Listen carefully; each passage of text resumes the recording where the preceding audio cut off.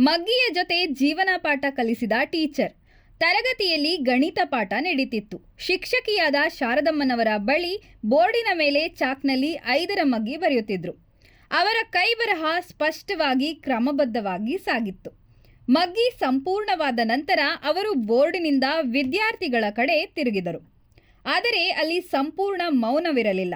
ಬದಲಿಗೆ ಇಡೀ ತರಗತಿಯ ವಿದ್ಯಾರ್ಥಿಗಳು ತಮ್ಮ ಕೈಗಳಿಂದ ಬಾಯಿ ಮುಚ್ಚಿಕೊಂಡು ನಗುತ್ತಿದ್ರು. ಕೆಲವರು ಗೊಣಗುತ್ತಾ ಒಬ್ಬರಿಗೊಬ್ಬರು ತೋರಿಸುತ್ತಿದ್ರು. ಶಾರದಮ್ಮನವರಿಗೆ ಅಚ್ಚರಿ ಮತ್ತು ಕುತೂಹಲ. ಅವರು ಶಾಂತ ಧ್ವನಿಯಲ್ಲಿ, ಮಕ್ಕಳೇ, ನೀವೆಲ್ಲರೂ ಹೀಗೆ ನಗಲು ಕಾರಣವೇನು ಎಂದು ಕೇಳಿದರು.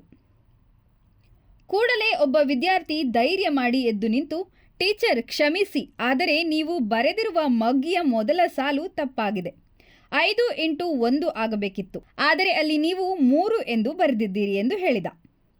ವಿದ್ಯಾರ್ಥಿಯ ಮಾತನ್ನ ಕೇಳಿದ ತಕ್ಷಣ ಇಡೀ ತರಗತಿಯೇ ಮತ್ತೊಮ್ಮೆ ಜೋರಾಗಿ ನಕ್ಕಿತು. ಎಲ್ಲರ ಗಮನವು ಆ ಒಂದೇ ಒಂದು ದೊಡ್ಡ ತಪ್ಪಿನ ಮೇಲಿತ್ತು. ಶಾರದಮ್ಮನವರು ಆ ನಗುವನ್ನು ನೋಡಿ ಕೋಪಗೊಳ್ಳಲಿಲ್ಲ. ಬದಲಿಗೆ ಅವರ ಮುಖದಲ್ಲಿ ಒಂದು ನವಿರಾದ ಮಂದಹಾಸ ಮೂಡಿತು.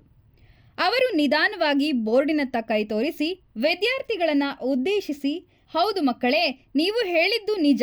ಮೊದಲ ಸಾಲು ತಪ್ಪಾಗಿದೆ. ಆದರೆ ನಾನು ನಿಮಗೊಂದು ಮುಖ್ಯವಾದ ಜೀವನ ಪಾಠವನ್ನು ಕಲಿಸುವುದಕ್ಕಾಗಿಯೇ ಆ ತಪ್ಪನ್ನು ಉದ್ದೇಶಪೂರ್ವಕವಾಗಿ ಮಾಡಿದೆ ಎಂದರು. ವಿದ್ಯಾರ್ಥಿಗಳು ಗೊಂದಲದಿಂದ ಅವರನ್ನು ನೋಡಿದರು. ಶಾರದಮ್ಮ ಮುಂದುವರೆಸಿದರು, ನಾನು ಬೋರ್ಡಿನತ್ತ ಒಟ್ಟು 10 ಸಾಲುಗಳನ್ನು ಬರೆದೆ. ಅದರಲ್ಲಿ ನಾನು 9 ಸರಿಯಾದ ಉತ್ತರಗಳನ್ನು ಬರೆದಿದ್ದೆ.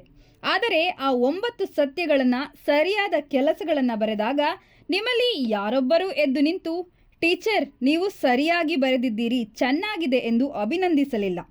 ಒಂದು ಶಹಬಾಷ್ಗಿರಿ ಕೂಡ ನೀಡಲಿಲ್ಲ. ಆದರೆ ಕೆಲವೇ ಒಂದೇ ಒಂದು ತಪ್ಪು ಕಾಣಿಸಿದಾಗ ಎಲ್ಲರೂ ಒಟ್ಟಿಗೆ ಅದನ್ನು ಗುರುತಿಸಿ ನಕ್ಕು ನನ್ನನ್ನು ತಿದ್ದಲು ಬಂದಿದ್ದೀರಿ. ಆ ಒಂದು ತಪ್ಪು ಆ 9 ಸರಿಗಿಂತಲೂ ನಿಮಗೆ ಹೆಚ್ಚು ಮುಖ್ಯವಾಗಿ ದೊಡ್ಡದಾಗಿ ಕಂಡಿತು. ಶಾರದಮ್ಮನವರ ಧ್ವನಿ ಈಗ ಹೆಚ್ಚು ಗಂಭೀರವಾಗಿತ್ತು. ನಮ್ಮ ಜೀವನದಲ್ಲಿ ಇದೇ ರೀತಿ ಇರುತ್ತದೆ ಮಕ್ಕಳೇ. ನೀವು ಎಷ್ಟೇ ಉತ್ತಮ ಕೆಲಸಗಳನ್ನು ಮಾಡಿ, ಎಷ್ಟೇ ಬಾರಿ ಯಶಸ್ವಿಯಾಗಿ ಪ್ರಾಮಾಣಿಕವಾಗಿ ನಡೆದುಕೊಂಡರೂ ಜಗತ್ತು ಅದನ್ನು ಸುಲಭವಾಗಿ ಒಪ್ಪಿಕೊಂಡು ಮರೆತು ಬಿಡುತ್ತದೆ. ನಿಮ್ಮ ಆ ಒಳ್ಳೆಯ ಕೆಲಸಗಳಿಗೆ ಸೂಕ್ತ ಮನ್ನಣೆ ಸಿಗುವುದಿಲ್ಲ. ಆದರೆ ನೀವು ಜೀವನದಲ್ಲಿ ಒಂದೇ ಒಂದು ತಪ್ಪು ಮಾಡಿದರೆ ಅದು ಒಂದು ದೋಷ, ಅದು ಒಂದು ಕಪ್ಪು ಚುಕ್ಕೆ. ನಿಮ್ಮೆಲ್ಲ ಒಳ್ಳೆಯತನವನ್ನು ಮುಚ್ಚಿ ಹಾಕಿಬಿಡುತ್ತದೆ. ಪ್ರಪಂಚವು ನಿಮ್ಮನ್ನು ಆ ಒಂದು ತಪ್ಪಿನ ಆಧಾರದ ಮೇಲೆಯೇ ಟೀಕಿಸುತ್ತದೆ, ವಿಮರ್ಶಿಸುತ್ತದೆ, ಬೆರಳು ಮಾಡಿ ತೋರಿಸುತ್ತದೆ.